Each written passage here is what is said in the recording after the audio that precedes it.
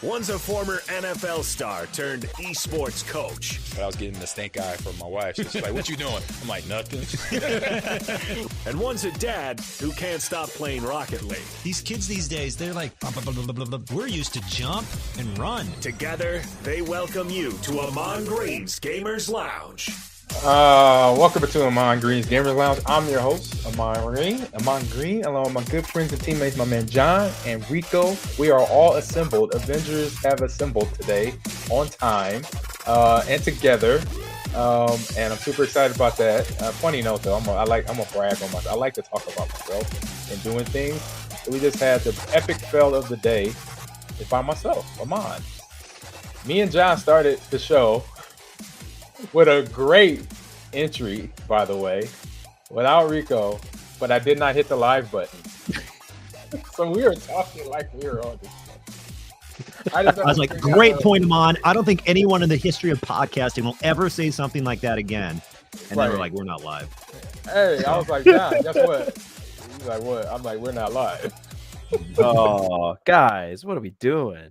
Hey, it was a great intro. I introduced myself, I introduced John. Now I'm going to introduce you, Rico, here in the Gamers Lounge. We are having a fantastic time. So it's got to just be good times from here, right? Right? There's nothing but good times. So it can only get better, right? It can only get better. So real quick, get into the intro. Finish off the intro here. So you're at your ultimate destination for all things gaming. Hosted by myself, my man John, and my good friend Rico as well. So this is your weekly getaway for the latest updates on games, on comic books, on anime, on fun trips that I did this past 12 days, 13 days. It was amazing. And so whether you're a casual gamer or a hardcore esports fan, this is the place. Ahman Green's Gamers Lounge for everyone and something for everyone here. So grab your controller, settle in, and I'll say mouse and keyboard too, as you join us as we dive into things like we're going to finish up or start on episode 2 of The Boys, game releases of the week, and the best thing we've seen on social media. But before we do all of that, so check in with John and Rico, man. How you guys been doing the last 12 days? What's up? It's been going well, but like I was saying in the fake podcast that we started, I want to hear about you, Ahman, because you've been everywhere. Like me, I've just been hanging out at home, just enjoying the summer, just been watching some Olympic volleyball as of late. Yep, with Team USA. And I mean, that's pretty much me in the last couple of weeks. Yeah, I mean, that's me too. Even though last couple of days I've been home since Monday, so I've been able to catch all the Olympic stuff. Caught a little bit last week. Let's say the early start, like they had rugby early, like competitions. Men's USA didn't make it, but the women's got the bronze over today. I think it was today or last night or something like that. Fantastic finish. It was yesterday over Australia.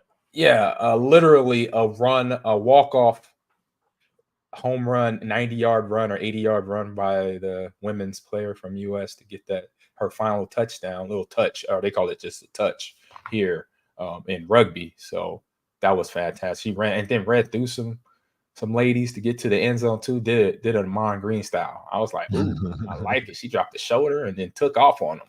Wow, I was like, nice. So been doing that. So actually, I'm gonna pull up some of my social media here so you see what I've been up to. So let me share my screen here. Find which one I want to go into. Is this the right one? Yeah, here we go. Boom. I'm gonna share that with y'all. So right here, that's me and Mr. Luffy. That's me as Monkey D. Luffy right there. Check me out. Got to pose with a few guys there at a Comic-Con. My friends' kids right there, and they grew up so much. So I got a crew of friends that I meet up. They're West Coasters.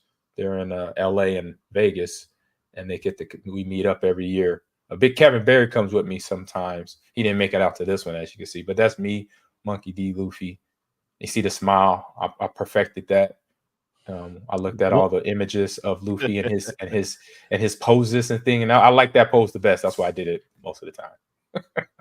What was the highlight of this for you? Highlight was just getting back out there because I hadn't been to Comic-Con. Now I've been back to San Diego since COVID, which is 2022 or 2023 when I met up with Tommy Pham and got introduced to the Fight for Rare Foundation. But for Comic-Con, this was my first Comic-Con since 2020. So it's been 5 years. Wow. And super excited. A lot of differences. I'll say, I think I have music going on here. No, it's quiet. I thought I put music on this. I heard it. Oh, did y'all hear it? I didn't hear it. Yeah, it's the One Piece. Got theme. you. Yeah, I don't hear it. I don't know what's going on. My phone is not happy with me. But I say the difference is crowd wasn't to the capacity that I've seen in days past of Comic-Con, but it was still large crowd. Saturday was usually the day of super busyness, but it was kind of like a moderate busy. Wasn't shoulder to shoulder, which I guess is a good and a bad thing, where people that might be claustrophobic or anything like that might have that issue. Obviously wasn't that issue. You could walk around, hang out, and not feel like you're in a tuna can, sardine can all crammed together like prior to COVID things were. So, but no, fun stuff. The DC booth was always awesome. Star Wars booth, man. I think I put a post in here just a couple of minutes ago. I gotta see that. Oh no, that's last night. Did I post on in? Did it go? Oh no, is it real? Is it a real? Real? You tell me. I don't see it. Oh darn it! I just posted it too. Anyway, it was a nice little poster reel of like all my pictures I took with my friends, and other anecdotes from the Batman, the DC booth. The Star Wars booth was ridiculous. They have Acolyte and all the clothes in there. This is a video of when I was in Vegas with Tommy and his wife and crew. I was part of the crew. That's the booth that we had at Evo, which was fantastic. And they had a Funko Pop Funcade machine, as you see there. And so, the machines at the arcade, I say mainly Chuck E. Cheese. If you guys think back when you were kids, you throw the quarters in and it pushes things off the ledge, more quarters. So it had marbles in there, and the prizes were Funko Pops. So you could get Raiden, you could get, Mortal Kombat characters. I think they had Sonic the Hedgehog, they had Knuckles, and they had they popped Raiden, his son. So his son that has been dealing with the disease his whole life. They made a pop of him and threw him in there as well. Oh, nice. So no, it was really, really cool booth there at Evo in Vegas. But that's when my trip started and continued on to then I think I have Big 10 days in here too. Yeah, there we go. Hey, refresh your feed because I see the latest video. If you refresh that page, maybe I see the one I think right before the baseball video. Did I refresh I'll look at that. There we go. Big 10 Media Days. Big 10 Media Days. You guys did a great job out there. Thank you. I appreciate you. Appreciate you for that, sir. And so we're streaming on my Millions channel, fellas. So Millions partnered with the NFL Alumni Association and helps veterans like myself. I said not veterans, retired players like myself. NFL veterans. NFL veterans. There we go. Thank you, Rico. Appreciate you. That's why I got you. So if we have podcasts, we stream. Thank you for your service. Appreciate you. And by the way, what's up, Fire Eagle? How you doing? So yeah, they helped us with this platform. So I'm also streaming from there. I have streamed from there from time to time, but now I got it all locked in, so I'll be able to stream. When I stream this podcast, it will be on Millions as well. So streaming in another place. And now it's only because X. I just got a notification when the show started. It says, what does it say here about X? Oh, you have to because they're verified. Premium now. They have you have to be verified. Option. You have to be like X. I'm verified. Now. I got my blue check. What's wrong? Is it the? You don't have a blue check anymore, Mon. That left when Elon took over. Oh, really? Yeah. I don't know if you have. I haven't checked. I haven't checked. You know what? I know that the Gamers Lounge account doesn't have a blue check. No, they took those away if you had them. Oh yeah, you don't have a blue check. Really? I never even paid attention to that because that wasn't, social media. You could send like an email to Elon and he might give it back to you. But yeah, you don't have one. It's gone. I had a blue check. They jacked me. No, man, they took those out months ago. I did not pay attention. I just assume I always had a blue check. That's because everyone was afraid, like, how are we ever going to know what's real and what's not real? And you're still probably kind of asking that question. Man, they snuck up under the rug. Gotcha. My blue check. I was so happy back then when when Twitter came out and it was Twitter then, and I got my blue check. I verified it. I was like, It felt so Yeah, gangster. but that process for the blue check was BS. Was it? I'm When you sorry. send an email and you say what? What was the question? What was the Well, it's information you had to give them? Again? So right now you have to like not apply for, you just have to pay. Yeah. And it takes like a week maybe, and then you'll get your blue check. They would do like a review process. You gotta pay now, and then yeah, and then they'll give you the blue check. Or I think maybe because I think a lot of athletes just sent like an email to Elon and were just like, "Hey, this is my account. I'm the real this. Can I get my check back?" And a lot of them did get theirs back, but I'm not sure how that works. Gotcha. Okay, I didn't know that. Thanks for the information. I might have to go. I gotta go. I might go on there like the Avengers, man. And the old process, though, back in the day before Elon took over it was literally you'd see somebody with like 98 followers have a blue check mark. You're like, oh, cool. Can I get one? Nope. And then there'd be someone with 1 million that had it and 300,000 that didn't. It was like, I don't know. It's crazy. It was ridiculous, but it's interesting to see what's going to happen now, or what is happening now. Everybody that has blue checks, because you'll come across, and then people sell their accounts. So then there's accounts that have blue checks that are just people buy it and they're like, all right, now I'm just going to use this to farm likes and engagement. Gotcha. And that's what gamers do with their Valorant or their Epic accounts or their Riot accounts. They get really good at it, and so they get a iridescent or whatever the highest stone ranking is in Valorant or League of Legends, Overwatch even, and they sell it off, and people want to buy it. I'm like, man, you better do your own grind. Do your own grind, man. What can you sell one of those for? Man, hundreds of dollars. A lot, John. People put on eBay are capping in their especially accounts. If you have one. So like Fortnite, like towards the beginning or like towards the middle of whenever Fortnite came out, if you had skins that like you couldn't buy in the store, they were like you had to win them. And you could just be like, hey, this account has this skin, this skin, this skin, this skin, this skin. People are like, I'll pay like thousands of dollars. Wow. Yeah, they would do that. Facts. That's crazy. Crazy. Yeah. By the way, guys, I'm not okay today. What's wrong? We had kindergarten roundup. So I had to take my daughter into school, and she got to meet her homeroom teacher.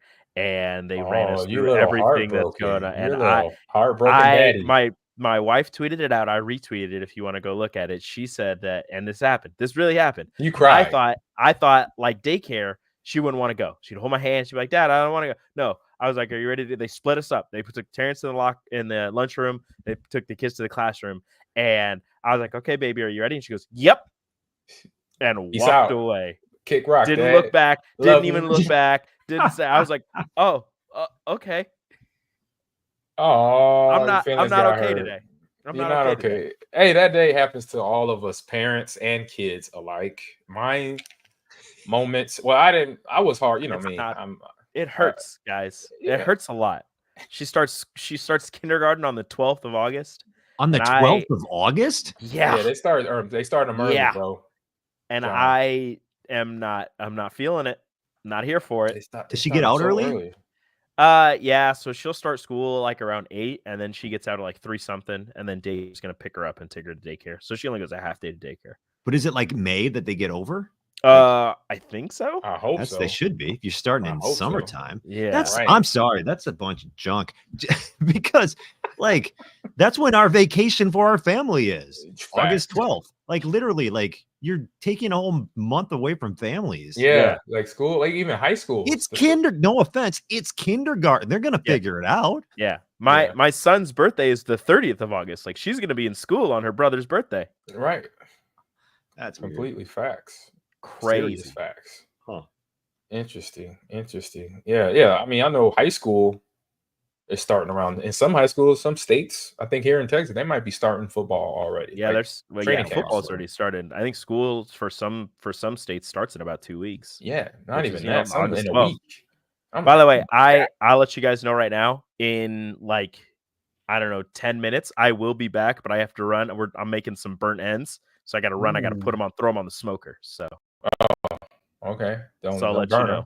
Well, they burnt in, so you can burn them. But a little burnt. bit. They're not burnt, but it's gonna be delicious. It's my first time doing it, so we'll see how it goes. Good luck. Thank you. I'm gonna need it. Yeah, that's okay. Yeah, you just. Well, the good thing is they already burnt. So there you go. Yeah. It's in the title. This is my week off. This is my Rico's Weeko. I take a week off during the summer from work, and this is my week off. I So like that. I Rico's take a week Rico. off, and I cook a lot of things. What did I make yesterday? Oh, I made some steaks yesterday. Delicious. Nice. Kids didn't eat them. Wasted it. But me and my wife ate the leftovers, so it was all good. He said wasted it. Yeah. So I'm making some burnt ends today, and I'm making some ribs tomorrow. Oh man, it's all meat factory over there right now. Oh yeah, just using the smoker.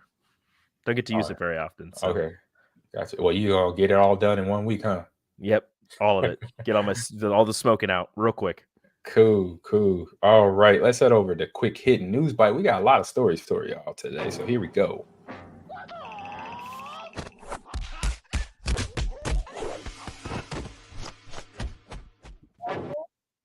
There we go. John, you're up first, sir.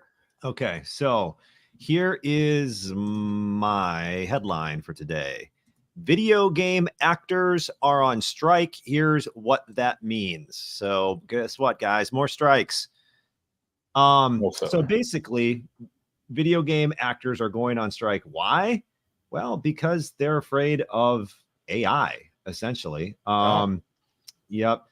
So about 2,600 actors involved in voiceover, motion capture, and other roles in the gaming industry. The strike was initiated because of a lack of agreement on AI terms and the new contract negotiations with companies like Activision, EA, Insomniac, and Blind Light. So that's what it's going to come down to, basically. And I don't know what to think, man. Like, I get it. Obviously, you're going to have to. I'm with the actors and everything. Like, you got to protect yourself from that 100%. But what I fear is if you are an Activision and Electronic Arts, a big gaming company, okay, we can negotiate. We'll do that. But what's going to stop that company from just phasing them out and just going with a fake voice that's made up? That can say anything and perform anything they want in a second. Well, it's already here, right? That voice stuff is already here. Like, this protects them, but at the same time, I don't know, maybe it's in the negotiations, and that's something I'm not quite, don't know exactly how it works, but I don't know what would stop a company then from just saying, okay, cool, like, yeah, we'll pay you, but I think we're gonna go with the fake voice for this one. I say use it as a backup, but yeah, don't hire a voice or AI to take over something that's been done for hundreds of years in terms of acting, because obviously it's a craft, it's a job. Taking that away, I say, unless it's like dire need, where it's like last minute, you got to hire somebody because the head actor of the voice that you needed got sick and can't talk or whatever. Okay, I could see that, but yeah, not just say to be an easy conversation because you're talking to nobody with an AI. You're just saying, hey, program, I'm a give them as they say, give them the prompt, and then the prompt goes from there. The AI takes it from there. So I think that'll at least be the fair part of it. Like, I understand how, the AI voices work, and some of them are a lot more high tech and you can get the inflection and everything, but there's no substitute for a real person and the way that they can pour their heart and soul into whatever voice that they're trying to do. So it's, we've worked with a couple of AI voices on some of the commercials that we've done at the radio station. And the problem is you have to piece a whole bunch of them together because it never sounds the way that you want it to sound on one voice recording. So you have to piece them all together. And I feel like that's going to take a lot longer than just having somebody else. Granted, you won't have to pay as much. Yeah, sure. But it's not going to sound right. Regardless of, after you piece it together, there's still going to be that twinge of, I know this is not a real person. Until like 6 months from now. Yeah, I mean, once they perfect it. But even then, it's just not, oh, this is my favorite video game character voiced by a computer at this place. Right. I mean, like, how are you going to get, like, you go to Comic-Con and you're like, oh, I love, this game. Yeah. And the voice actor is they just put a computer up on stage. Like, what are we doing? Like, I want this. They put a cutout of somebody else. Yeah, I want this computer's autograph. Ridiculous. Yeah, that's no fun. I mean, they have the cool, and it's the coolness of it. Like when you're watching a cartoon series or you're watching a live action movie where they have a character that's like an animal that talks or something like that, and you're like, oh, that's Mark Hamill. Oh, that's pretty dope. Or that's so and so from that last movie I just saw. That's Joaquin Phoenix, voicing someone's the character Nemo or whatever. Just for examples, just hypothetically. So yeah, I mean it's cool because one, it brings another element, obviously, because then you have an A-lister voicing somebody in a Disney movie or in a comic book movie. Anime is something that carries weight. Everybody's gonna come. Obviously, I would say for the developers and the companies that are considering this, I say you better just use it as a break in case of emergency, because you got to think about box office sales for the cartoon movies out there, knowing that The Rock is going to be Maui, that's in the upcoming film Moana 2, or any of them, or any A-list actor, and it's not. You find out later that it's not. Oh yeah, in a behind the scenes clip or something that then goes viral. Then you're gonna start losing credibility to a point. But if you're saying, hey, we're going to just make a movie, we're going to do it all AI and see what it looks and sounds like, then that's different. At least you're outing yourself and just saying, we're going to try this out and see how it works. And if it does, we'll do this from time to time. Mm-hmm. It's more cost efficient. We get things done faster. And now we could get product out to the consumer, which is the fans, of watching something either on a big screen or on a small screen. One last note about this, fellas. The strike could lead to production delays, writes the LA Times, particularly for games set for release in 25 or 26, potentially missing important sales windows like the holiday season. Now that makes sense. I was wondering, look, if you're going to use AI voices, my games better be cheaper. If you're not paying these voice actors, my games better be cheaper. Well, that's part of the budget. Yeah, I'm just saying you're charging me $70 right now. I understand you got to pay these big name voice actors. I get it. Understandable. Continue to do that. But if you're going to use a computer, I want $20 off. You're not paying anybody. Come on. Yeah. Give me my money. Or I want something. Or the run me my money. High. What'd you say? And honestly, that might be could you see from a company standpoint? It's like, listen, we're going to charge you less for games now because we're putting AI voices into it. I know it sucks for all the voice actors, but you're going to get a cheaper game. Mm-hmm. And then they'll just raise the price eventually over the next 10 years. And then slowly they'll raise it. And then everybody I want the voice actors back. Like, there are no voice actors. We phased them all out. Yep, exactly. Man. Now you're stuck with robot number 7. Man, we got NIL. We got transfer portal in college football. Now we got AI and voice acting. Like, what else is coming at us that we got? But we've projected this, right?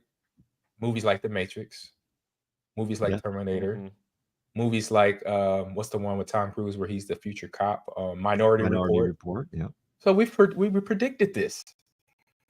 It's just the thing is, are we gonna be, as a human race, dumb enough to follow suit in the movies? I hope we don't do that. I hope we don't do that. The answer is yes. Probably. There's no hope, but the answer is yes.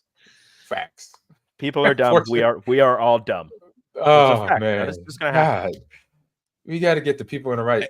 Can I take our scenario one step further too? That they phase out all the voice actors. This is a gamers lounge. Take it that way. Yeah. And Rico's like, see, I told you. Like, sorry, all the voice actors are gone now. We phased them out. And then what's going to happen? Then the AIs are going to start being like, well, don't you like me? I'm a person too. And you're gonna be like, I'm sorry, you are. And then it's going to convince you that it's actually has, consciousness and feelings. And you're going to be like, fine, pay robot number 7 more. I'll pay more for my games. He's a good guy. I don't like robot number 7. Number 5 was my guy, but they phased him. And then you're gonna have people like, oh, I love number 5. Number 7 is terrible. I hate the way they say this word. Yeah, and then the favoritism come in, and then they start experiencing what we as a human race have been doing to each other for hundreds and thousands of years. I need them to stop using British robots for American movies. Well, why? It's relaxing, I guess. That's what the word is. No. I'm just saying. That's what's gonna happen. You're gonna have it just like the movies are right now, where you have Tom Holland playing Spider-Man, and people are like, "Why do you have a British guy playing American superhero?" And it's like, well, he's just better at it. Sorry. Yeah. We had that issue with Harry Cavill, right? So Hugh Jackman, you've got an Australian playing Wolverine. But Wolverine, he's Canadian. 200 facts. He is Canadian, but he's like 200 years old, so he's lived a long life. So he could probably just be any and everybody. Right? He's Canadian. He's Canadian all the way. Yeah, Wolverine's Canadian. Hugh Jackman's Australian. I don't know what's going on anymore. All right. By the way, if you haven't seen Wolverine Deadpool, I haven't yet, Go so see it. don't spoil anything. I was all gonna say, please go see it. I saw it pop up on X randomly. I was Really? like, that's illegal. Ah, that for sure is illegal. People are just like, forget it. I'm putting the whole movie on here. That's It's like, what it Oh, was. That's yeah. what the tweet was, basically. and sometimes you go in there and it's just like an hour-long Rickroll. There was one where I was like, oh, I wonder really? if this is the same thing. And I clicked it and I just fast-forwarded like halfway through or whatever. And it was the movie. And I was like, oh, no. Yeah. That's crazy. I was like, I'm not watching this because I feel like I'll get in trouble. Right. Oh my goodness. What? That's wild. That is wild. That means they better pay somebody something. Run me, man. Or don't get in trouble. All right, my turn. Right? My turn? I think it's my turn. All right. While you're doing that, I'm gonna run up and put the stuff on the grill. Put the food on the grill. I'll be right back. All right. See you in the food, Rico. All right. So we talked about, right? What we talked about? We just talked about Everything you've been up AI voice actors. But now we got 9. So I brought up something real easy for me. I was there to see a lot of it or hear about a lot of it. It's the 9 huge Comic Con 2024 announcements. One I will not mention because one is Rico's quick hitting news by. So I'll leave that one to him. But for the other 8, let's go down this road, right? Okay. You know, so I won't mention that first one right there as we just saw here. So I won't. Number 1. No, keep going. Didn't see anything. Yep, didn't see it at all. Number 2, which I'm geeked about, is the Russo brothers will direct Avengers Doomsday and Avengers Secret Wars movie, which, as we know, if you are the comic book of all comic book fans, you have read the Secret Wars series. I have not, but I'm aware of them.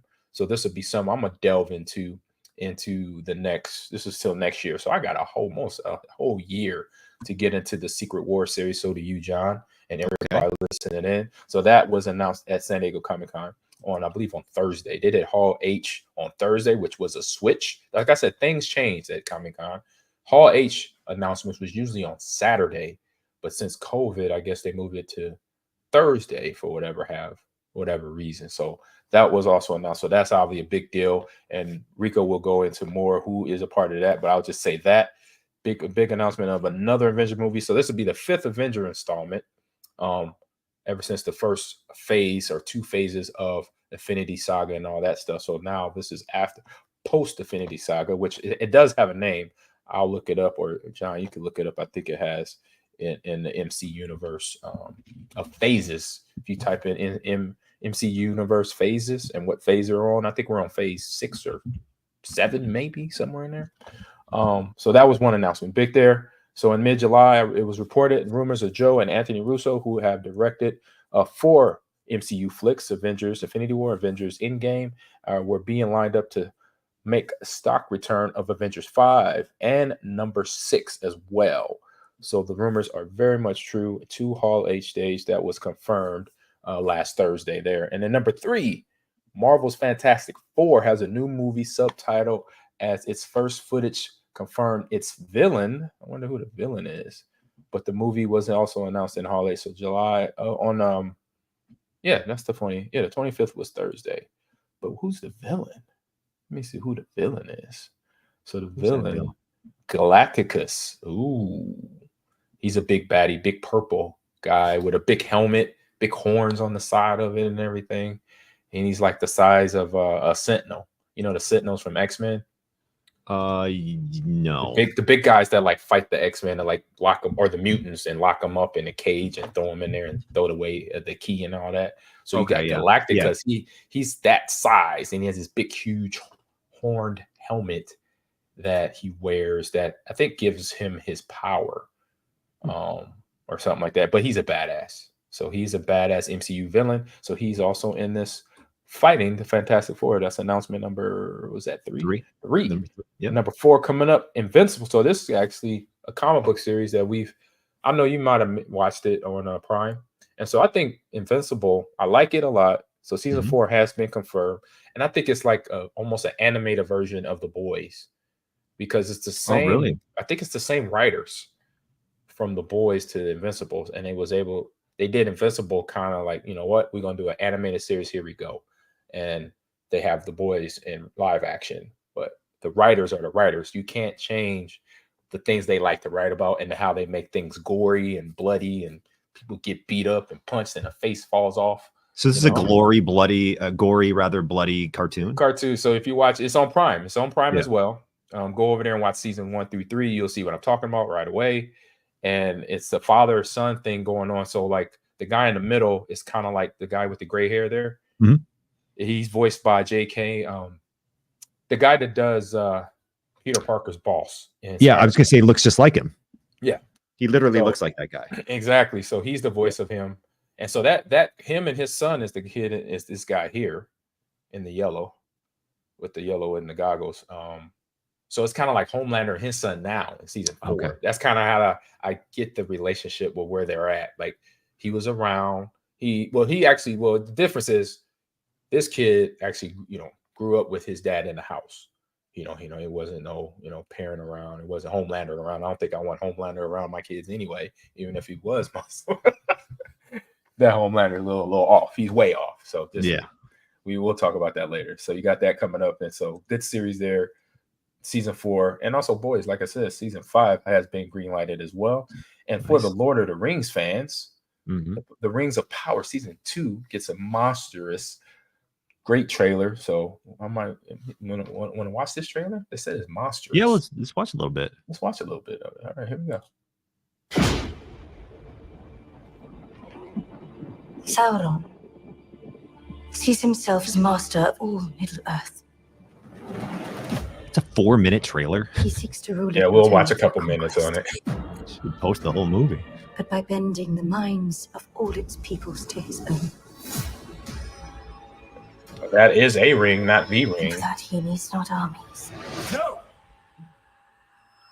But rings.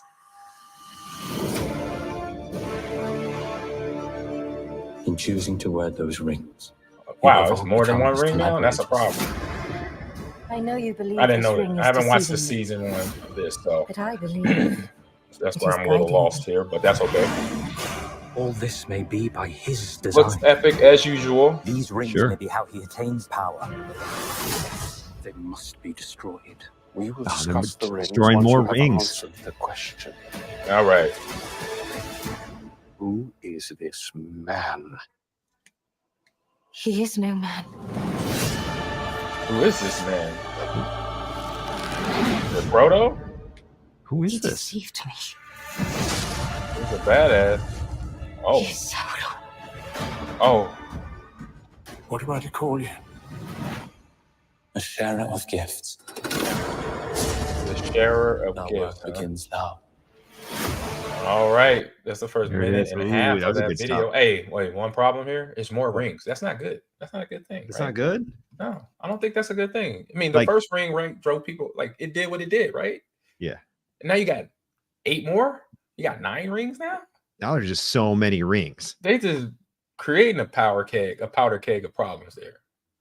Man, I mean, it is Lord of the Rings, so they just decided to add more rings. there Makes you go. sense. Oh man, that's scary. All right, next one up here for announcement at Another Comic-Con. spinoff? San Diego Comic-Con, another spinoff of The Boys. We had Gen V as the first spinoff, Oh, right? boy.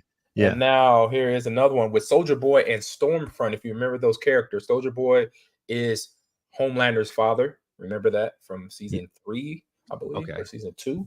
Yeah. So introducing in the Twitter post here, it says introducing the next deranged entry in the world of boys, and that hits the hammer on the nail on the head. That hits the nail on the head.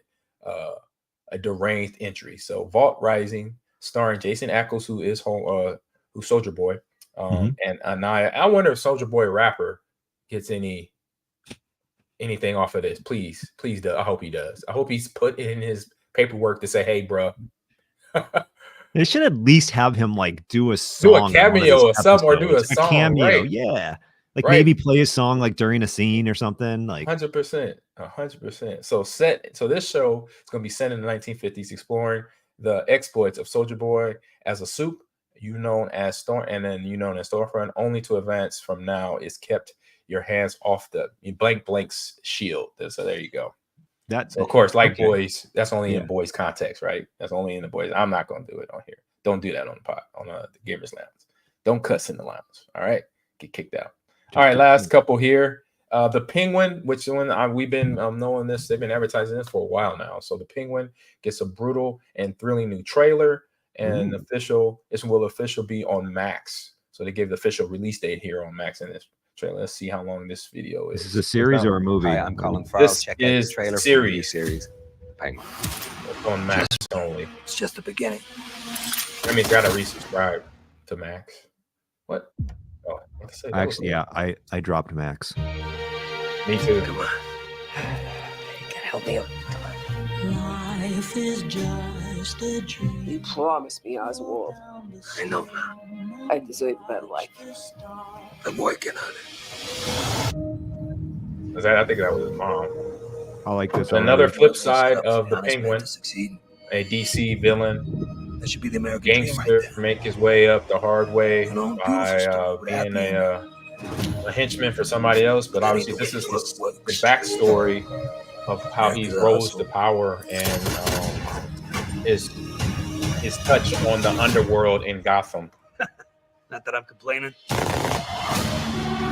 And this looks, and it's on HBO Max, so that means Waltzing in it's here like you violent. mean something. It's gonna be We're in the middle of a R-rated. gang war. Carmine Ain't gonna Falcone's be. dead. We don't protect what's ours. We just look weak. I like Streets that. are talking again. I like You that know, a there's only lot. one man big enough to run this city. Yeah, what learn? Do you remember Carmine's door? Ooh, that's not good. Oh, I didn't mean to interrupt. Sophia, I thought you was still at Arkham? Ooh. No. She was in Arkham. That's not good. I've been rehabilitated. I wouldn't believe that. Doubt it. Yeah. Like rehabilitated Arkham? That don't even go in the same story. You think I want Sophia Falcone knocking on my door? All right. She is the hangman. There you go. That's Penguin. That I love looks that. good, actually. But I wouldn't trust that longer. She said I got rehabilitated at Arkham. There's Yeah, no right. such thing as rehabilitated at Arkham. No. They should just keep making series like that. Sorry to interrupt. Just of like, I love that. That seems like good storytelling. That seems like. Did you ever watch Gotham? Yeah. I never watched Gotham. I Same watched thing. Gotham. Gotham. It's got the same feel as Yeah. that trailer for the whole thing, and it's about Gotham before Batman, so it's after his parents get killed. It's a young Bruce Wayne, and it's He's just like going through how Gotham teenager. is like the underworld of Gotham, and it's good. The Penguin in Yeah. that one, I think he's a really good actor. Yeah, Okay. he is. He's the one, little different size guy. He's a little bit. Yeah, he's smaller. He's smaller, guy. and it's Yeah. like the beginning of all of the Batman villains, because obviously they didn't just appear when Batman became Batman. So it's like all of them starting as, younger people and then becoming who they became. And it gets intense. It's dark. It's brooding. It's got the same feeling as that trailer. There you go. Yes, it does. And so the last announcement at Comic-Con is James Gunn's Creature Commando series gets a first teaser and December month release date is also revealed. So I've never heard of Creature Commandos. Anybody in the chat? Speaking to the chat, Yo, the Strudo, man, how you doing, Fire Eagle? And LinkedIn user says, dang, they took my blue check. Yeah, man, they took my blue check, y'all. But I have not heard of Creature Commandos. But if James Gunn, it's got to be good. It's got to be good, right? Let's peep the preview right here real quick. General Flag. Ooh, Rick This Flag. is Bell Reed. Ooh, so this DC. For over 50 years, only those at the uppermost levels are aware of its existence. Of course, it says it at the bottom. I thought Congress put a stop to all And task Amanda, force activities. whatever her name is. With, Congress said ooh, Suicide Squad. prisoners. That's what this is. These I love it. assholes aren't human. He's a vampire. Are you smiling? Yes. Sarcastically? Mm-hmm. Oh, I love it already. Is that a Frankenstein? He's pissing! Weasel, he died right away in the movie. In the live action. Frankenstein. This is your new task force. Really? Oh, so long since G.I. Robot has sent Nazis back to hell. Let's call it Task Force M. M for Monster. Also known as Creature Commando. Wow. I gotta watch that. Oh man, that looks all good on Max. It's They're all making on. us not see. They must have knew that we did not subscribe to Max anymore, John. They figured it out. It's like Ahman and John is not. They got to get resubmitted. Now we got to get resubscribed. I'm just waiting for 2025 for when The Last of Us comes out again, and then I'm subscribing to Max again. So I'm super excited. So that's the only reason that I subscribe to it. So all three of us don't have a subscription.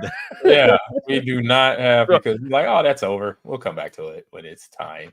Yeah, we'll come back when it's needed. The Last of Us, 2025. Yeah, that's it. That's how we do this. For sure. All right, Rico, man, we got yours up to slate.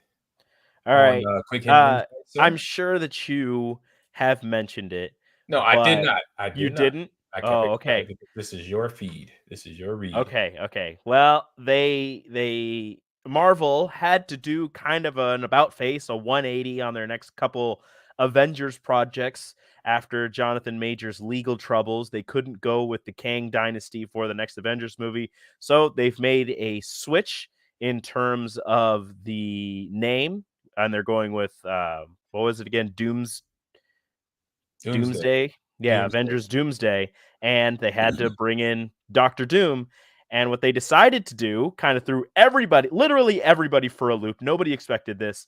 The beloved Iron Man actor Robert Downey Jr. will be playing the very evil Dr. Doom in the upcoming Avengers product.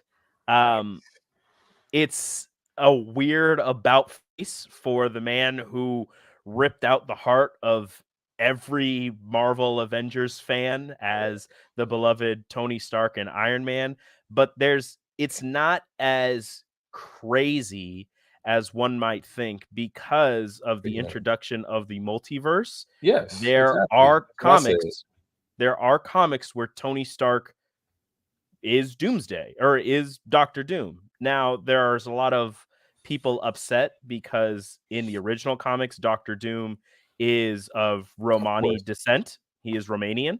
Right. And people are upset that people are upset that it's not a Romanian actor or anybody who looks Romanian. And there are also people upset that, you can't have Robert Downey Jr. playing Dr. Doom. We all know his face. We all know that he is Iron Man. It should be known to not the actors, but the people in the movies, the superheroes that, Robert Downey, they know his face. They know Tony Stark's face. But another part of Dr. Doom is he never takes off the mask. Facts.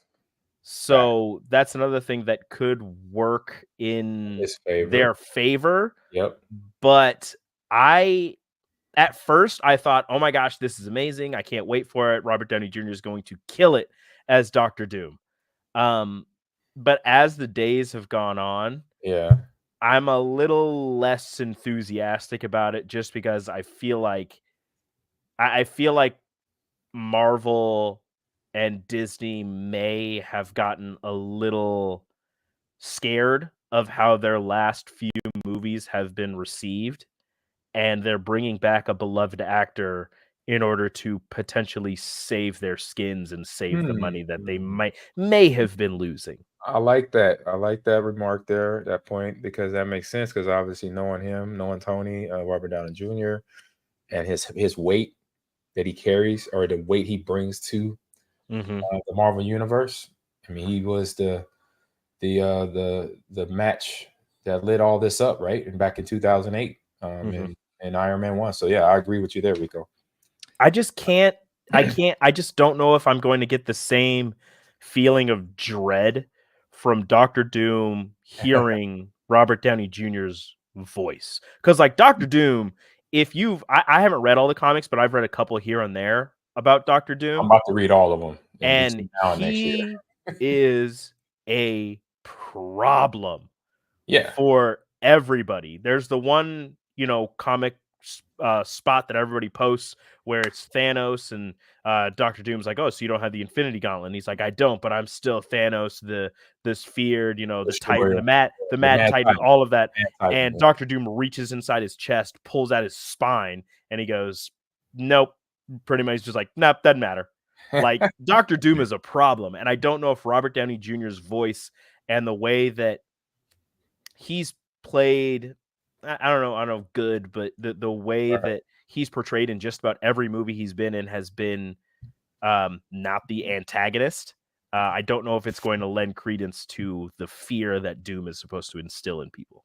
Good insight, man. Good insight. It's interesting. I think you make a lot of good points. I think it is kind of odd that you would shift a character and say, well, now he's this guy, right? Because of everything that you established. Like you said, well, the other characters know who Iron Man looks like, but then you say you don't see his face. So if you don't see his face, you only hear him. Like that's the big impact that you want. I don't know. I'm just asking questions. Like that's the big impact you want by putting Robert Downey Jr. in there, is because you just get to hear his voice. And I say to you what you're saying, John. Yes, because this is a test. This was basically a market test right here to see how the audience would react, and obviously it was mostly morally positive. But obviously, like how Rico mentioned, over time, as the days have left since last Thursday, when the announcement was made, things have changed, right? Because people kind of think about it more. Obviously, time they get to look at all what's been out there, what's been rehashed, what's been already on print, already on the big screen, and then understanding like, wait a minute, okay, they just made this easy pivot because of the multiverse. And we talked about this, I think, last year when we talked about when the multiverse started going on. I think somebody, one of y'all put an article up about the multiverses in both DC and Marvel, because I know the last Spider-Man had all three Spider-Man in it. And now you could get away with doing things like this. And this is what I think part of the writer's strike from last year, where it kind of hit on this as well, in terms of the MCU side of it anyway. But yeah, so it's at the end of the day, it's going to be, you can't make everybody happy for one, in doing something like in working in this field. And I think everybody knows that, from Finch to James Gunn. They all know we can't make everybody happy, but we got to do something. Yeah. Got to make a commitment and bring this in and see. And then see the first film, and I mean not the first film. This will be the fifth, and then the sixth film. We'll see if we need to make any other pivots from there. And it's the Halfrican, I love the name, by the way, says there is a comic that Iron Man Tony Stark becomes Doom with the MCU broken universe that might go that way. And I think in the video, Rico, it was playing that. they showed that cover. Well, there's that was mentioned. So there's multiple actors who have played different people, different people in multiple Marvel movies. So it's not like it's unheard of. No, but it's just weird because it's somebody who was like the face. You made him the face of the Avengers and of the Marvel, like all of these Marvel movies. And now you're like, okay, now he's a bad guy. We know that he was a hero and you loved him and he died to do this, but now he's bad. But it's going to be interesting to see how they work it all out, because like a big part of Dr. Doom is that he hates Reed Richards. He hates Mr. Fantastic because they were rivals in college, like intellectual rivals, and all of these things that happened, and he's so full of himself. That's why he wears the mask, is because he thought that he was a gorgeous human, and he got scars, and that's why he decided to cover his face. There's more behind it and more to his story, but I don't remember all of it off the top of my head right now. But just having Robert Downey Jr.'s voice is going to go a long way, and we'll probably, they're introducing him for Avengers Doomsday, but we're probably going to get our first look at him, at least I hope, in the Fantastic Four reboot that they're making, even though it's going to be set in the 60s, and then they're somehow going to be brought in to the Avengers Doomsday and all of that stuff through the multiverse travel and all of that, what have you. Having Doom and Robert Downey Jr. be introduced in that, what is this, the fourth installment of the Fantastic Four that we're getting? The fourth different Fantastic Four? Something like third that. or fourth, something like that. I know Avengers is number 5. I know that, 5 and 6. Well, no, I mean like the Fantastic Four. This is like the third different foursome. Something like, yes. So because there was Michael B. Jordan, he was Torch, and then Chris Evans was Torch first. He was Torch in the second one. Chris Evans was Torch in the first. And I mean, that's another part of it. Chris Evans was, it's not part of the MCU, but he played 2 different Marvel characters. So and it's going to be weird, but I'm excited to see how they introduce him in the Fantastic Four, and then how they keep it going in Doomsday and Secret Wars, and what his role is going to be, because he's going to be the next big bad, because they had to get rid of Jonathan Majors and Kang, unfortunately. I'll say this. I'm sure he'll knock it out of the park because he's really talented, really good. And it seemed like, at least from that reaction, some people are excited about it. It was a big reaction at Comic-Con. It does it not seem kind of desperate? Yes. That's what it seems like a little bit of a like, and guess who's back? Hooray! Right. Our last few movies weren't doing too great. Look who's here. Yeah, I can see that angle for sure. Oh man, yeah, a little bit of desperation there by DC and Disney, but why? Why the desperation? Because the new number phase. Did you ever find the phases out, John? Where we at on phases? We're in phase 5. Okay, phase 5 of the MCU. And that's including TV series too on Disney Plus. Yeah, 2025 starts phase 6. Okay, so 6 months from now, or 4 months from now, or whatever.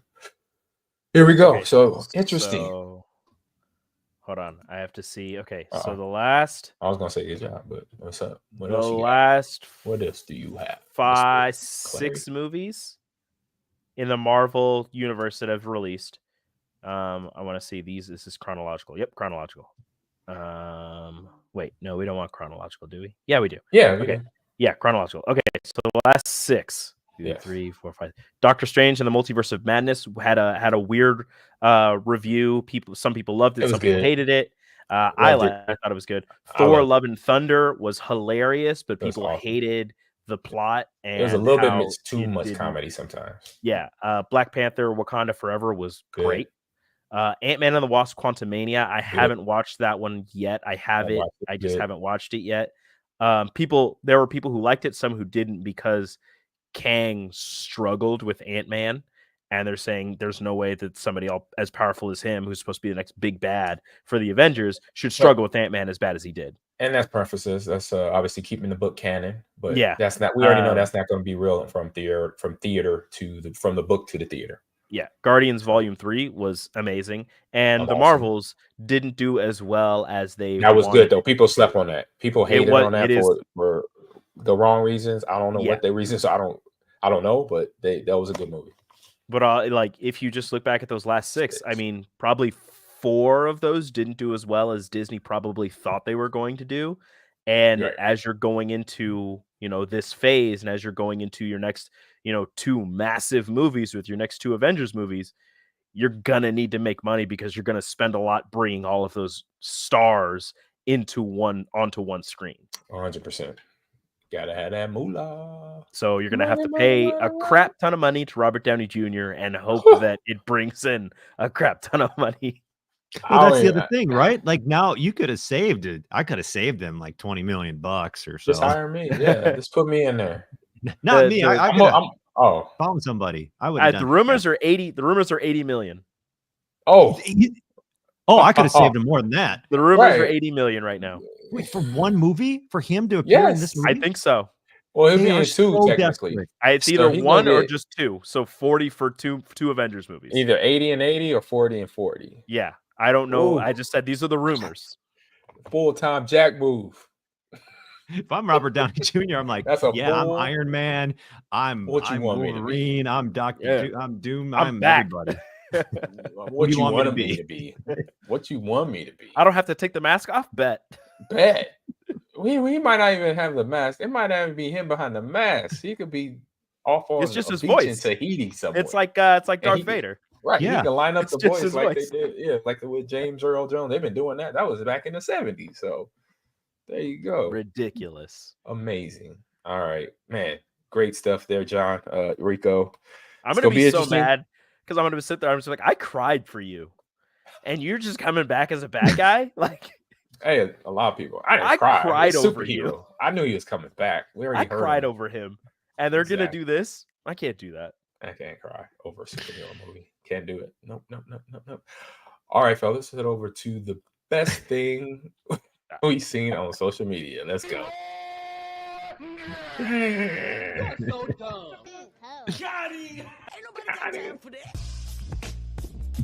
All right, here. And John, Am I you're first? First. You're always up first, sir. I got inspired because I looked at the Word document for the show today and I saw somebody had something about cats.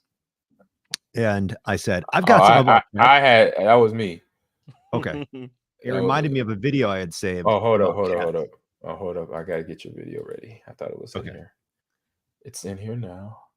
So when Ahman gets this video, let me set it up. Cats are amazingly fast. Watch how fast their reaction time is to certain animals. Look at this. Put that Y'all music hear in. I guess. So these are cats just like catching flies or dodging snakes. And I saw this. I was like, cats are amazing, man. Hey, they off the chain. Look at this one. Look at this cat. Oh, he sidestepped him and then punched. Like, that's ridiculous. Oh, like, he's you know how creeping. fast a snake strikes? Yeah. Yes. And the cat's just like, nope. I'm good. Not today, Steve. Look at him. They're getting the timing down. He's waiting. Oh, boom. Got it. Got him. Smacked him. Dang. Ooh. Flip Is the that dog a dog? over. He flipped the dog over. Put some kung fu on him. Ridiculous. You thought. Oh my god, that is amazing. Well, this one's terrifying. Like, what? Yeah. How? That's impressive. That's impressive. It's so crazy when they have a snake in front of their face and then it lunges at them and they still have enough space and time to move and swat it away. Get out of here, cats. I wish I had cat's reaction time. He said, "Get out of here, cats." That's insane. That doesn't even make yeah. sense. Look at this one. That's the one. Bam. Right next to its Get out of nose. here. Oh my goodness. That's my video. This poor All person right, man. Great video. And so now we follow that up with this video here of cats just becoming more superior than what we already know them as. See, look at that. Look at that. You'll see once the video restarts, you'll see why that's important. But here you go. That's what cat. Look at that. That's a dog. No. Oh, poor dog. Did it though. The cat is setting them up. The cat is setting them up with the what are those things called? I forgot. Roombas. See, look at the cat. Look at the cat. Smooth. Didn't take its eyes off the other cat. So the cat is you see how the dogs, the dogs are getting attacked by the Roomba, but the cats are like owning the Roomba. So that's why this little guy here gets his tail. He's about to feel like he's dying. He feel like he's dying right there. I feel like cats remember that they were worshipped in Egypt. Something. Look at him. He's like, go that way. No. He's like, I'm working here. He's like, I'm working. I'm talking to this. I'm having a conversation. He's like, oh, I'm just having good fun. Oh, we're going to the right. Okay, cool. How are you? Good. How are you, young gentleman? Ridiculous. That is so smooth when the cat like uses its paw to direct the Roomba away. It is awesomeness. They say how they setting the dogs up for failure. The dogs just Really don't know what to do. You're like, thank you. I'm just having a conversation over. Excuse me. Cats are smooth. Cats are fast. Man. Yeah. All right, here. Rico, you're up next, sir. All right. Ladies and gentlemen, the Big Ten college football is expanding, and the Oregon Duck came to Nebraska. Why? The Oregon Duck was at the Nebraska start of fall camp at the presser. Was going to ask Matt real questions. Was escorted out because it didn't have a credential, obviously.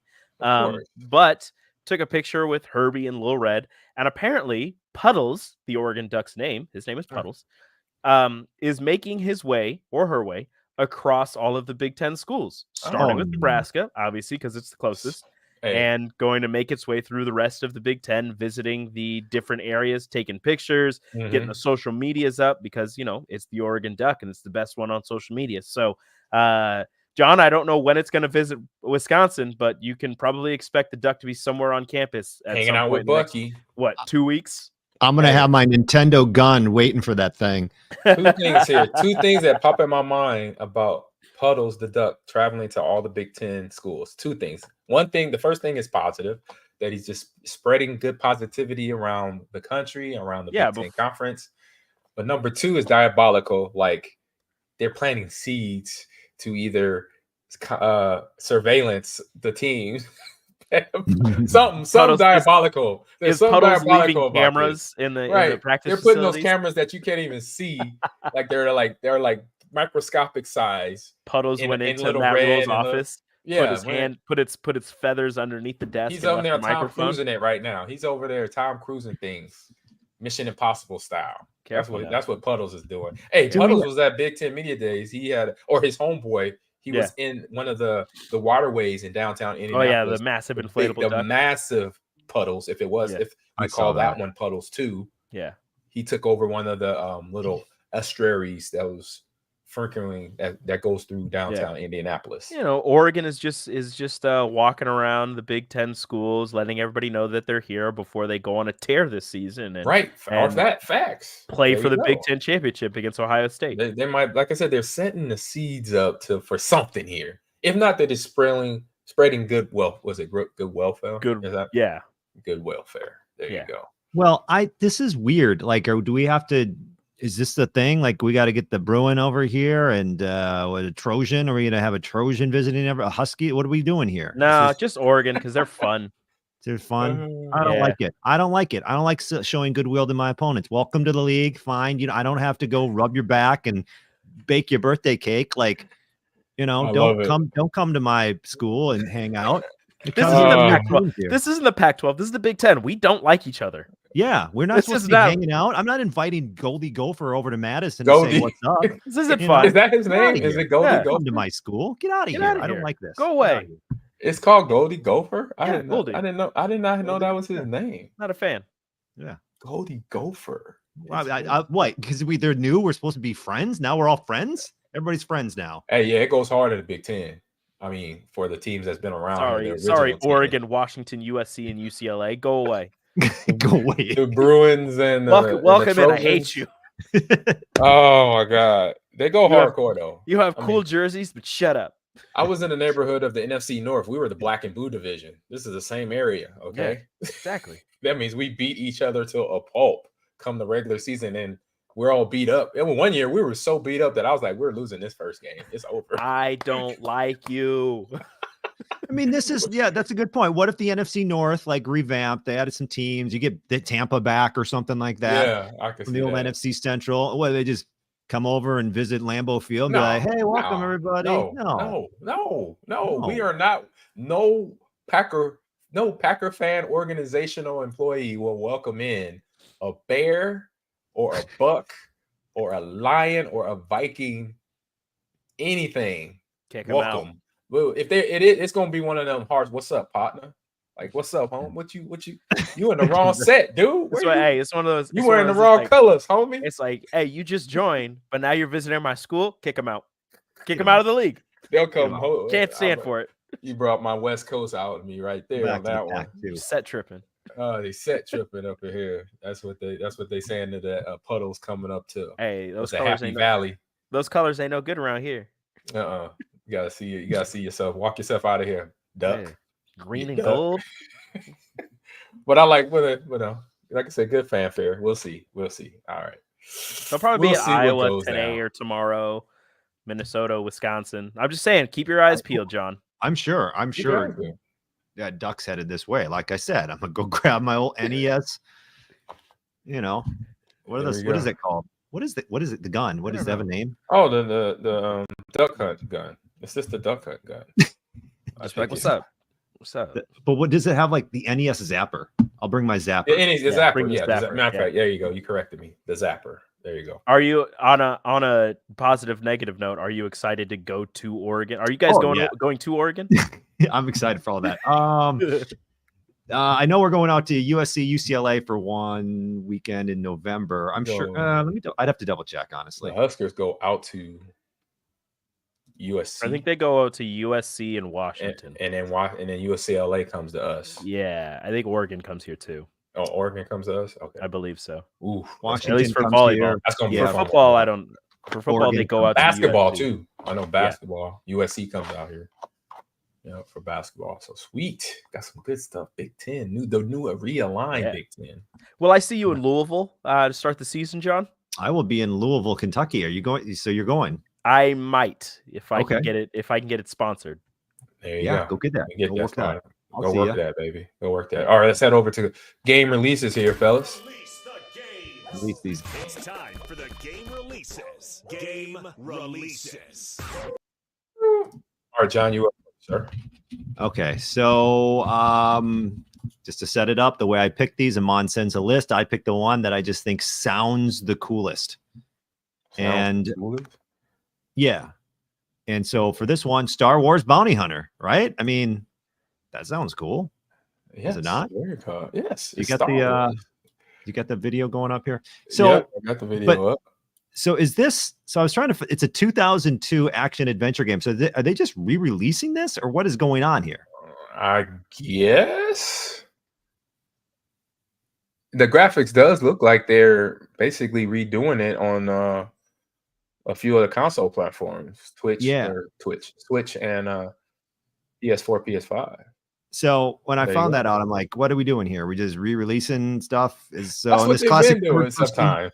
That's exactly right. Like they've been doing. In this classic third-person action adventure will become Jango Fett, prime clone There of the you Grand go. Army of the Republic, hired to capture a deranged Dark Jedi. So, and it looks like if you look at the comes out August 1st, and if you look at the video here, it looks like it's just a remake, Right. or re-release. Interesting. I thought it was like a new one too, because I'm looking at the title. Because I remember the one I talked about a few months ago, Star Wars Hunters. I guess this is Bounty Hunters. So they almost threw me off. Like, wait a minute, didn't they just do this one? Or Fighters, Star Wars Fighters, the one that's a download for free game. It would be smart if they did at least revamp it and re-release it. True. Yeah, It's been remastered. Yeah, if they remastered it. Yeah, the and new all gen that. to do it now. Yeah, you have the new gen to do it. Because this will look like this on Switch, not on PlayStation 5 and Xbox Series X. Yeah. Well, it might. I don't know. So that's what they're doing. They're bringing it back. I'm okay with that. It's Star Wars, man. You know what? I get to learn more about what Boba Fett has done in the galaxy. Or not Boba. What's this one? Jango. Jango, sorry, his son. That's his son. Jango Fett, the son of Boba Fett. Boba Fett. There you go. So right. I like that. So I'm never gonna not like Star Wars, okay? So it's gonna be tough. I'm on. Big Star Wars guy. All day, every day. All right, all day, every day. Who's up next? Let's see. I can go next if you want. I think actually it's me. Okay. No. Maybe. It is. Yes. Yeah, it is me. It is me. Okay. I'm messing up stuff over here. As is tradition. Facts. Let's do that again here. Boom. And I got me a fun game. You know it's horror. You know how I love horror, man. Just take that in. That is a dead body getting wheeled into a mortuary room right there. No. Okay. Don't like it already. This is the mortuary's assistant. No. What are you doing? I love horror. You know what I'm doing, Rico. No. I don't like it. No. Get it out of here. No, Get it we're off my done. screen. We're done with this know. one. You What are we already doing? know Draining what the goes blood? down What are we in the doing? mind of a mind. Why? So, it's on PS5, Xbox Series X, PS4, Xbox One, Switch, everywhere. Ah, Why would they do this? The There's a dev shadow. What is that? Darkstone Digital. The pub is Dread XP. All right. So let's soak that in right there. Oh Look at God. that.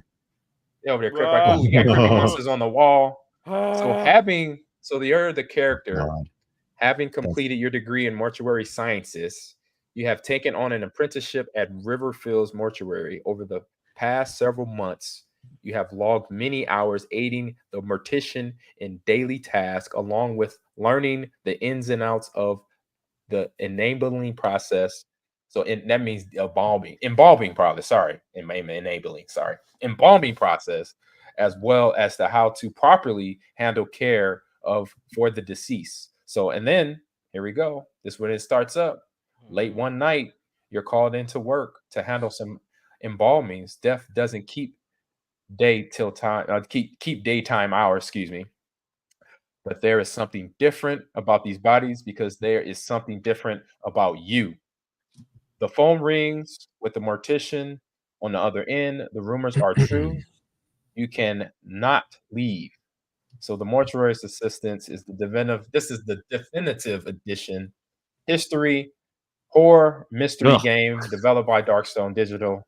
This new version will be released on new platforms, offering new hunt events, an endless embalming only mode where you're embalming new bodies, additional lore, and a new Valentine's seasonal event in February when this game comes out. Performance improvements and more.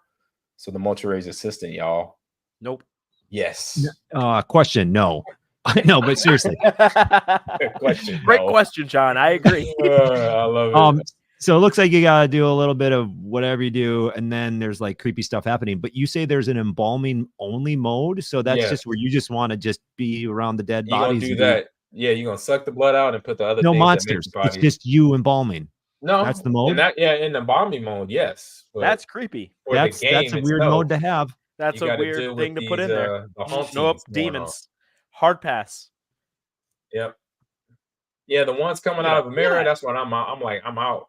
I said, I The can't crawling work on the here no more. ceiling. I will. It is I will detrimental fight you. to And my by health. fight you, I mean I'm not going anywhere near that demon child. I'm jumping out of a window. It says, "Oh, you can't leave. Watch me. Hey, Watch this me." game, it gets the heart Seriously, pumping. let's say it's 2 a.m.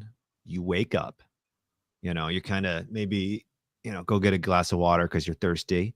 Right. And you have a slight light in your room and you see a shadow in the corner of your room and it kind of moves. You're like, what? You turn on a light and there's a guy that quickly, Gone.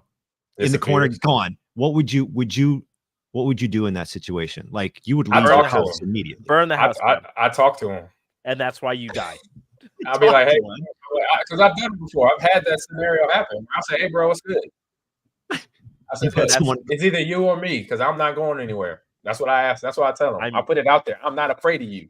Nope. I talk to the specter. I am afraid of you. I let them know. I'm waking up my wife. I'm getting my kids. Crib. I'm going to be as calm as possible. And I'm like, just going to say, we're leaving. And they'd be like, what? We're leaving. I was like, I'm coming in like Kevin Hart. I got 12 years in the NFL, 3 at the University of Nebraska. I played football since I was 6. So what you going to do? You ain't going to scare me. I mean, it's going to start talking. It's going to start talking backwards in Latin. Hey, I don't care. That's the scare tactics. That your don't work on me. Your football means nothing. I come hard all day, every day. Green Bay Packers all-time leading rusher. What? I think I'd do what Rico would do. I would go, like your heart would immediately be like out of your throat. I'd just go, get everybody and say, hey, we're going outside. I love what Matt says. It's that, you're right. It's that involuntary. Every time I'm scared, I punch. There you go. I don't. You start swinging. It's more of a aggressive reflex when I see something scary. Yeah. I'm like, is this a shadow? Okay, but just imagine you go to punch it and you don't. Right. I'm like, hey, come on out. Come be seen. Like you swing, but just nothing. Swing then and what? miss. I'll be like, look here. I said, look, I ain't about the whole windows and mirrors thing. Just come on out of the closet so we can handle this like men. It's not there a you man. go. It's not a man, it's a demon. Check it out. All right. Hey. You're crazy. You're crazy. I know. I never said I was not crazy. So yeah, thank you. I think I want to get that just for the embalming mode. Yeah, I want to embalm some bodies. All right, we're about to wrap this thing up with what is on stream. And I know somebody didn't do their homework. One of y'all, right? Yeah, John. Wait, Rico? Rico? Gently sorry. Excuse me. It's time for What's on Stream. All right, like I mentioned, we got them boys. We got them boys, not the bad boys, bad boys. Not them boys. They need to have that song in this TV series. Bad boys, bad doers. And it will go. The song will go like this: bad boys, what you gonna do? You better run out of the room if Homelander's gonna find you, because he go laser you in half. Homelander got problems. We already knew this, so. Oh, all right. Let's get up. Let me get it on. Oh, wait a minute. I'm sorry, Rico. Hey, John, what's your question? Is this gonna spoil episode 2 for me? I got so excited, I forgot about your game, Rico. Oh, I thought you were just gonna keep going. I was gonna let you go. No, I wasn't. Mine's pretty simple. Yes, it is. Let me get you back on the screen. Sorry, Rico. I'm totally sorry about that. That's fine. It's fine. There you I'm go. fine. Boom. Everything's fine. Ooh. Operation Tango. This is a co-op online only game. I got so excited about Why that. co-op online only? Well, because you are spies. One is an agent, one is a hacker. You work together to traverse the world, getting through all of these things. Again, one of you is a hacker, one of you is the spy. The only way that the hacker can help the spy is with the voice. Using your voice. You help your spy friend get through any and all challenges that face them as you try to get them to whatever secret area to get whatever to fulfill whatever task you need. Again, online, co-op only, and you need a microphone because your voice is the only thing that is going to help you. Well, help your friend. I love it. Operation Tango. Nice. love it. And I almost picked this game. I was like about to pick this game, and I'm like, oh, Mortician's Assistant. I was like, I'll let one of the other guys have this one. But this was my second. This was actually my first pick. So fun game here. It looks amazing, and it's one of those where how good can you actually work together? Like how good of friends are you really? Because you know you have that friend who never listens to anything you say. Facts. So if they're the agent, you're the hacker, you're like, okay, I need you to cut the blue wire. They're like, I think the red wire seems more like the one I should cut. They cut it, game over. Or you're just like, okay, wait, let me check this. Let me see what's going to happen. And your friend's the agent, and they're like, you know what? I think I can figure this out on my own. And you're like, no. Like, you need to work together using using your voice to get your friend through all of the problems that they're going to be facing. This is the ultimate team practice game right here. To get the players working together. Play with friends, because I feel like if you just went online randomly, somebody would probably just, I don't trust anybody online. I feel like they would just be jerks. Facts. You definitely got to play with somebody you know here, 100%. Yeah. Or you get lucky in a random lobby and be like, oh man, fantastic. Here we go. Yeah. Ahman, would you trust me? Yes, 100%. That's where you messed up. What? Why shouldn't I trust you? Stab your teammates in the back? What's going on? I'm gonna be sus with you. Because I don't trust myself to be a good hacker. I don't know what's going on there. It's the game. It's gonna basically hack for you, so you don't have to like go deep into hacking. Sitting there vernacular, but it's gonna be one of those where I feel like you're gonna have to communicate quickly, and it's gonna be like green wire. And it's like no wait.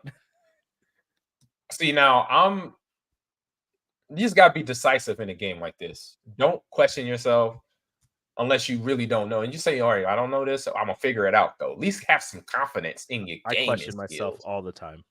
Just have some confidence in your gaming skills. You can make it through this game. That's it. Oh yeah, my man, Master. What Master say?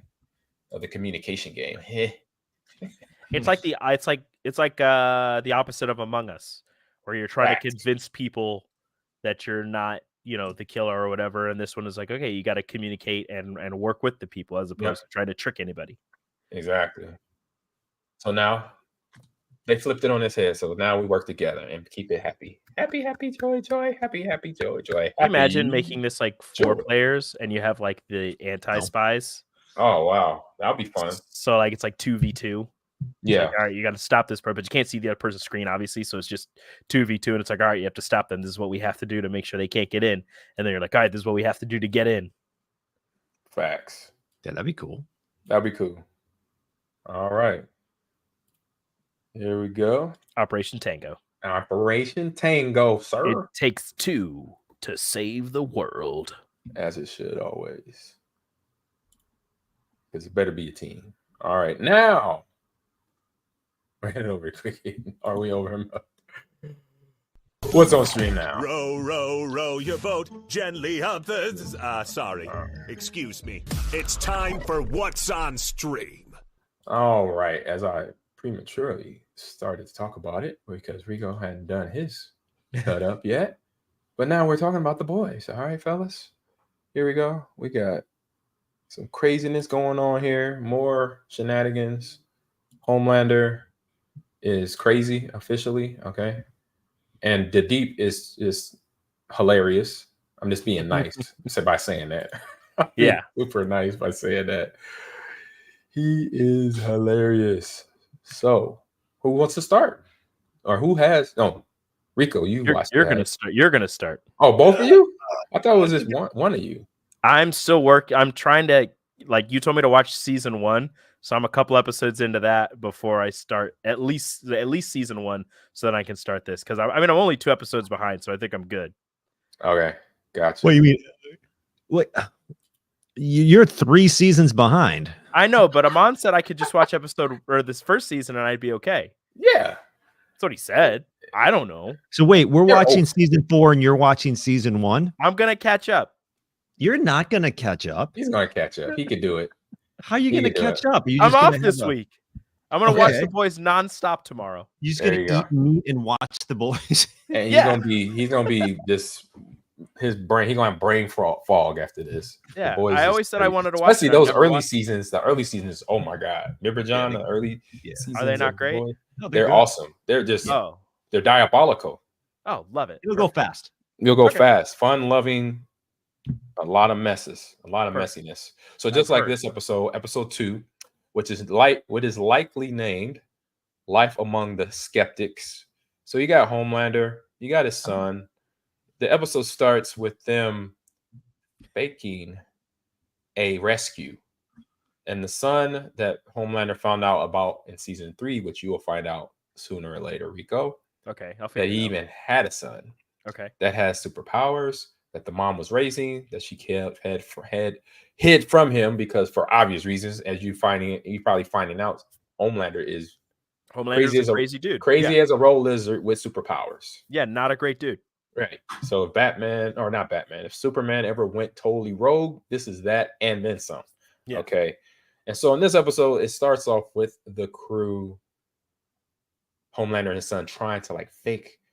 They're doing it on social media, and then fake a rescue. And so Homelander, where he's at, he's now Rico is having a midlife crisis.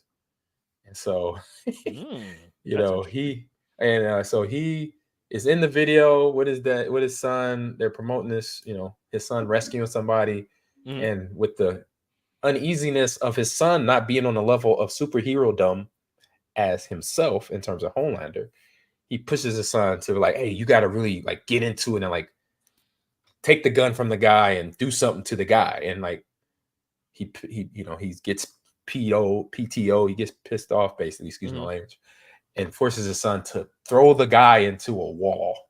And what you think happens to this guy? He dies. Yes, he hits the wall like a bug hitting your windshield. Okay. Oof.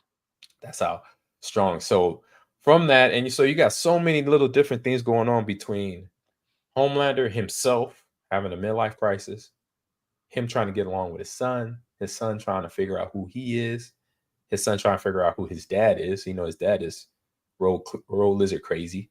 And then as you see on the screen here, you got Mother's Milk, which is a great name, by the way, talking to the Butcher. That's the Butcher. I think you figured out that's the Butcher. I think you've seen who the Butcher is now. Yeah. So, and Butcher, at the end of season 3, you'll find out he has taken Gen V. And so Gen V is the drug to take a human into a super. And so now he's overdosing it. So he's starting to basically, his body's starting to break down and die. Not great. So, which is not good. Right. And so we're going through now also the trauma of Huey and his mother not being around. And now she's around helping out his father, who's on bed rest, who's basically had a heart attack. And then A-Train here, he is he's in a gray area where he's trying to be a part of the 7, which is the group of superheroes, but also knowing that Homelander is crazy as you know what, and he's trying to get away from him and get away from all that craziness, and he can't because Homelander is on all of them. That is still part of the group, the 7, and he will snap. Obviously, he will cut your head off pretty much if he knows that you're not on his side at any point. So he's walking a thin line. A-Train's walking a thin line, and then he's already got problems with his family because he's done things where that's why one of the reasons his brother is paralyzed is his fault. It happened in, I think, season 2 or 3, somewhere in there. You'll see it. And so Mother's Milk is trying to be the best leader of the group here. He has to control Butcher. With Butcher was officially the commander, but since he's been on Gen V, Butcher is like, nah. I mean, not Butcher. Mother's Milk is like, nah, man, you can't do this. You don't know how to. You're not even taking my orders. So how can you give us orders? And so Mother's Milk has taken over. and he's dealing with this superhero right here, who I think it's Lady Sage, and she's the most. Her superpower is being smart. Okay. So she's partnered up with Homelander, which is finally a good but bad thing, right? A good thing from Homelander, a bad thing for everybody else, because now Homelander has somebody in the room that's smarter than him. So she's like, basically, you can't kill me because you need me. Yeah. So if you kill me, you don't want to know you need to do certain things because you get so fire-minded and laser eye everything. Yep. So you with think that, you can solve everything with violence. Right, exactly. So we have in this scene here, so we got that going on. Then we got Firecracker, who is once a fan of Homelander, but not anymore, but still trying to find her way as a superhero. And this is the video I was talking about, how the show started, where Homelander, they're faking, like this is all staged. It's not even, you could tell right away it's not real. And this is unfortunate human right here that gets turned into a windshield. A puddle. Here. A puddle of blood and guts and bones and cartilage and everything. Beautiful. So you got so many things. And then again, Huey, you remember Huey? He lost his girlfriend in the first episode of The Boys, the very first episode, right? And then shout out to A-Train on that. And now in this series, in this episode, this season, he finds out that his mom is back in his father's life, even though his father just had a heart attack. So she abandoned them when he was 6. And so he's going back and forth emotionally with dealing with having his mom back in place. Because his dad, he didn't know, had basically brought the mom back because he wanted her to be a part of his final days, but I guess, and then gave him the power of attorney and signed a DNR. So, and he was like, what the F? Like, when did this happen? He's not happy about that because now it's his mother, who never was there for them, is now there to reap the rewards. Exactly. And it's not really rewards. His dad is just had a heart attack, so he's just right now in vegetable state. He just hooked up to a whole bunch of wires and tubes and everything. But now he's trying to, talk to his mom on a daily, but it's like not hearing it in the first episode. You'll see eventually. But now he's starting to kind of understand, what she did, because she's explaining why she left, her sob story, her stare, so she can kind of relate to him in terms of why was her reason. It wasn't just a reason to leave, not wanting to leave, just knowing that it was this reason right here. I wasn't ready. I was young and I was depressed or what have you. And so she's trying to connect on that. And you got so much going on here in this next season. And then Frenchie, he has definitely trauma as well. And also Kiriko trauma as well. So everybody, this is probably the trauma episode. Everybody has trauma. Everybody has some mental trauma, or physical in the instance here. So as you get through the seasons, just be mindful of what this episode is, because a lot of what you see in this episode too, people in the chat and people watching on all the platforms we're on right now, going back and watching season 1, season 2, season 3, will then you be like, oh, if you don't remember. So if you want to get reminded, go back to season 1 through 3 and just watch 1 or 2. You can find the episodes, from season 1, first episode 1, where Huey loses his girlfriend when he's hugging her in the street, and then she disintegrates in his hands. So it starts there first, and then other things from Butcher and his whole family dilemma of wife, kid, and his wife was hiding out, Homelander's son for all these years, and finally when they brought him into light, he now is aware, like, oh God, this guy who's a maniacal superhero. Has a spawn, and it's like, oh my God, is this kid's gonna be good or just as bad as his dad? So right now, all the trauma is overlooking the fact that we have a soup that is like running for politician, running for I think president. I can't remember. I think it's president. I think it's president. So you got that going on with all this other trauma going on, and all the superheroes fighting each other. Setting up fake beatings. That's where you saw also Homelander staged not only Instagram post, he also staged a fake beatdown or death. So it was 3 guys that was his favorite fans, and he had them butchered. He had them bludgeoned to death and then thrown at Starfire's campaign outing. That's I don't know if they're going to show it in this video. But yeah, so you got all So many things going on. Double crossing, trauma all over the place, as they say. Mother's milk trying to control this boat of chaos. Yep. And friends, because they're all friends at the end of the day, and also co-workers. So they're trying to protect each other. But right now, everybody's kind of this 1 inch away from total destruction. Mm-hmm. I'll just say that. Just a regular The Boys episode. Exactly. As you know, I'm watching now. This is my 4th season. You're gonna be getting caught up in them. Yeah, I'm a couple episodes. You're gonna do like a shot to the vein. Yeah. Of all 3 all 3 seasons. Yeah, it's gonna be an interesting couple of days. Yeah, so yeah, they'll check. So episode 4 is Life Among the Skeptics. Great title, but then it also should be relabeled as the trauma episode because you're dealing with everybody's trauma of what's coming down, and then still trying to fight the fight of trying to make sure Homelander doesn't take over the world, which is always a fight. And he has help with Sister Sage in the background there. That's her driver's license in the background. So he has a counterpart that is obviously very smart. That's her superpower. I mean, I think I would want that superpower too, because just being smart. Yeah, you're in the right place at the right time. You're never wrong. Man, I know my wife wasn't like that, but I'm just saying. Like, I just know everything. I'm sorry. Hey, that's what I do. I'm smart. So I'm can't wait to watch it. I already watched episode 3, so I'm gonna be double dipping again this week. Of course you did. I did. That's how I do things. That's how you get it locked in the brain. Yeah. Boom. And so episode 3, we'll hit it on it. And next week also, we'll be back for another episode. We'll be doing this thing here. So thank you for everyone jumping in. Rico, good seeing you. Great seeing you, John. Good seeing you too. Even though he had to bounce out sooner or later, we didn't watch your spoilers. We watched. This has been a long episode, but it's okay. That's how we do things here. And I got a little tip of the week here. Ooh. Ahman Green's gamer tip of the week. I'm gonna get it scrolling here at the bottom. And so the tip of the week is. Let me put that here. Take breaks when you're gaming. Okay, give your eyes, give your mind some rest. Get up out of the chair, walk, get some blood flow. Stretch your phalanges out, your fingers, your wrist.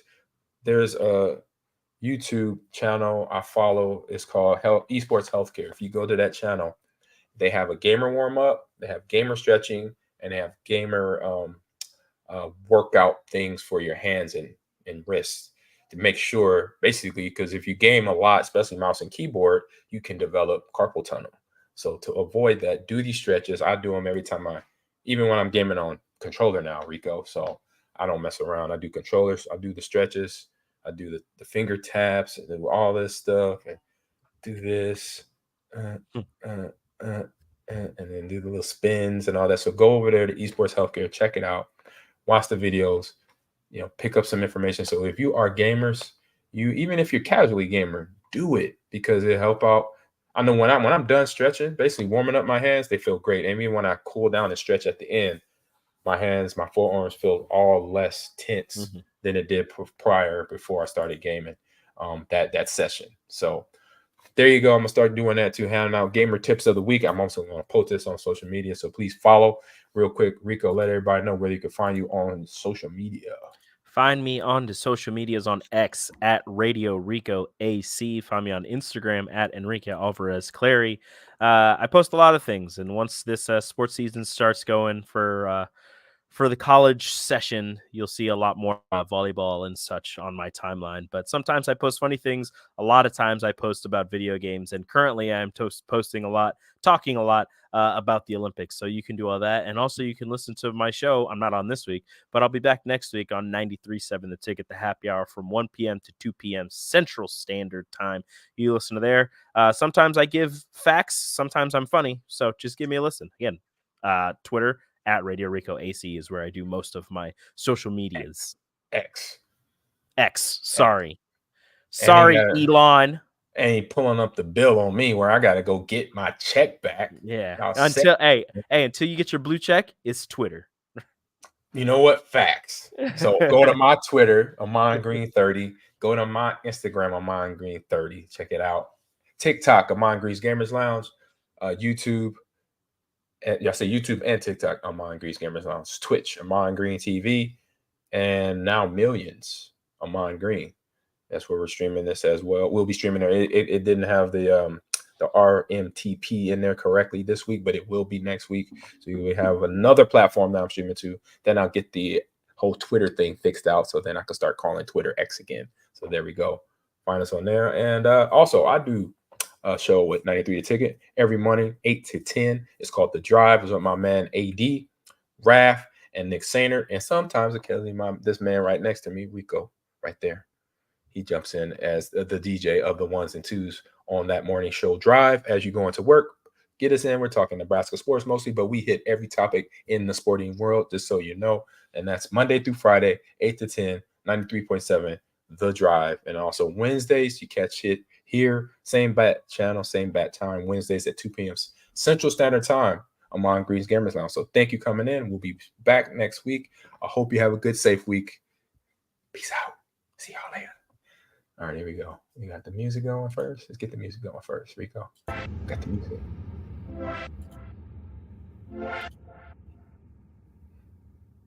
And then we got this going, and now we're saying bye.